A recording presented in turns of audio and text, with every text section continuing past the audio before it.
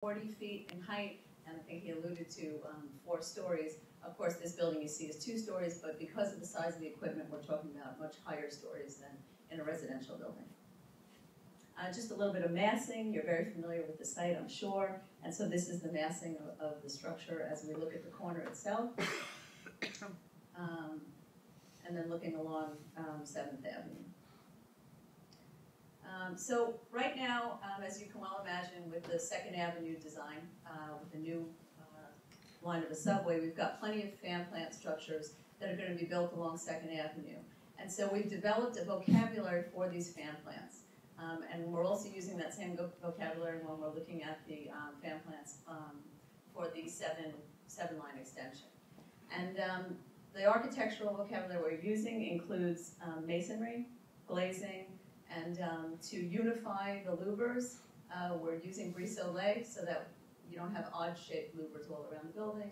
It's more of an architectural louver, and we can focus that louver to hide the mechanical louvers that are behind as you're looking up to the building. So our first option, the first design that I'm showing you, is using that same architectural vocabulary that we're using for all of our fan plant design right now in the 21st century. That would be this option.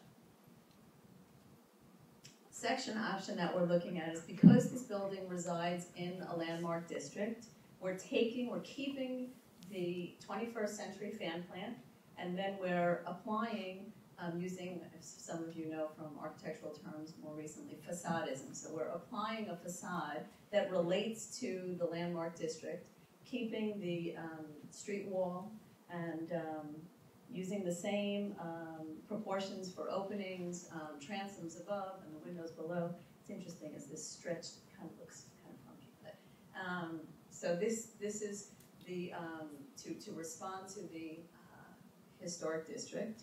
As I say, this facade that you're seeing, the red brick facade, is separated from the main building so that you can see, as you get close to the building, you can see the modern 21st century fan plant behind with the faux historic facade out front. Just some examples of facadism. This is in Philadelphia, which is truly an historic facade.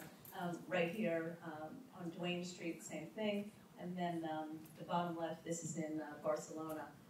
It's a more modern facade in front of the facade behind to relate actually to a Gaudi structure across the street, no less. The third option that we're looking at is in response to, again, the desire to have as much open green space at the corner as possible. The idea is to take that facade and really turn it into a vertical garden. And there are a number of buildings, many more in Europe, but there also are here in the States. And for this scheme to succeed, we need to partner with the community. We will need to find a group in the community who would be willing to take on the maintenance of this vertical garden. We would set it up in such a way that there would be access to a closet, if you will, for the to feed the plants and to keep it going. It would be an integral. I'm really losing my English at this hour of the day. It's on my 12th hour anyway. The come on, water. What's it called when we have water? Irrigation. Thank you very much. So when we have irrigation, it will come from a closet where the feeding for the irrigation will be located. So it's very simple, but we need somebody who's going to be taking that responsibility on. Someone from the community would need to take that on. Again, just examples of some vertical gardens in Madrid, France. Anyway. The other thing that we wanted to bring to you as options to consider is Tiles for America. We made a commitment that we would incorporate this into the building. So we're committed to work with Mulry Square, who was the original artist, working with the community to create these tiles. And we would work with a conservator as necessary, depending on how we decide to incorporate the tiles into the building. So a couple of options that we would like you to consider. So one is to truly inlay or embed the tiles into the building. and wrap it around the building, so as you walk around the building, you can take in those tiles. Oh, this one is, you can barely see, but it would be behind the glass. The glass element that we're using to accentuate the entry at stairs, which again, this is going back to our 21st century fan fountain, we're using them in all of that. Behind that glass, we have the option of putting the glass, the tiles there. And of course, that would reduce any sort of maintenance of the tiles. This one is for those who feel that it's important to really reflect the way that this piece of work came about, and to keep the chain link. We would be looking to bring in a very heavy-duty chain link and work on a detail that would be permanent for the tiles to be hung on the chain link.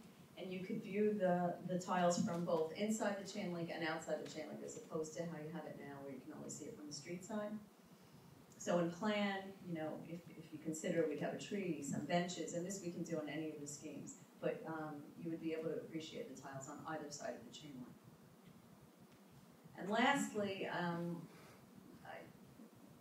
Nighthawks, the Hopper painting that you're all familiar with.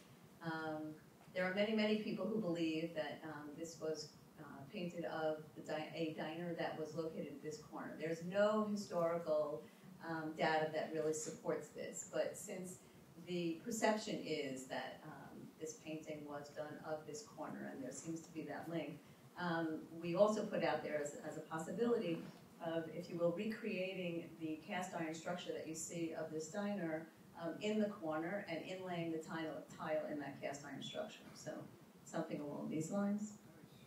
And C2 would be this just option. You don't have to like it. It's easy to cross this one off with the Bush response.